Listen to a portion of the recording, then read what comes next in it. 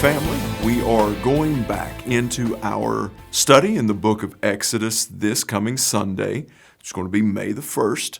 And we wanted to take just a couple moments and kind of bring us up to speed on where we've been in the story so far. Now, we started with the birth of Moses, the way that he was taken down the Nile, pulled out, drawn out by Pharaoh's daughter, raised up until a certain point by his mother, his Hebrew mother, and then how he grew up as an Egyptian. Now, we covered how he also had tried to make a stance for justice on his own and wound up fleeing into the land of Midian, marrying, starting a family out there, spending several decades there. He then encountered God in the form of a burning bush at that point, where God had instructed him to go back and to help to free the Israelites, to go and have this confrontation with Pharaoh.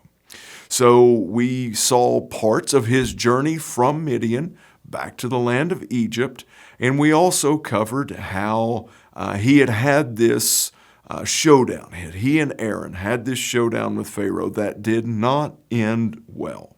Now, in the midst of this Moses story, we also looked at the conditions that the Israelites found themselves in while they were in Egypt. Now, we talked about how they weren't always slaves, but when a new king, when a new Pharaoh who did not know Joseph came into power, that bondage actually began.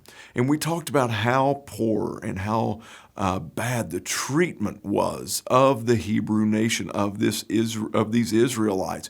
We also looked at how dark that it had become and how hopeless their situation was. And when this showdown finally did happen with Moses and Aaron that didn't go very well, things got even worse. And that's kind of where we left it off.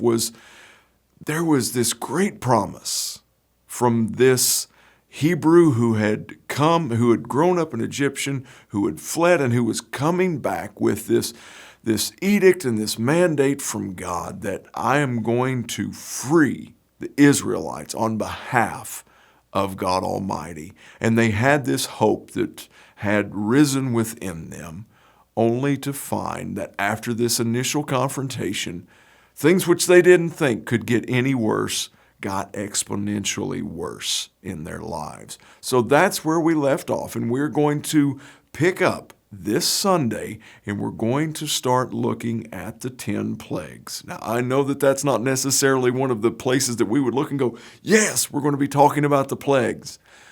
But if you'll go back into the 5th chapter of Exodus, in verse 2, we're going to launch from right there. I know we've already covered it because we're going to be starting with Exodus chapter 7 with the plagues. But Pharaoh asks a question in the midst of this first confrontation when he looks at Moses and Aaron and he asks the question, who is the Lord that I should listen to his commandments? So that's where we're going to start with looking at the plagues of Egypt this Sunday. So take some time, do some reading, catch yourself up. If you'll go to the web address that's on your screen and in the video description as well, this is our page on our website that we've dedicated to our Exodus online study. So there's a lot of supplemental material. There's a lot of information on the plagues in there, and you can watch or listen to all 8 messages that we've had up until this point that is leading us into this Sunday. We hope to see you 10:30 Sunday morning.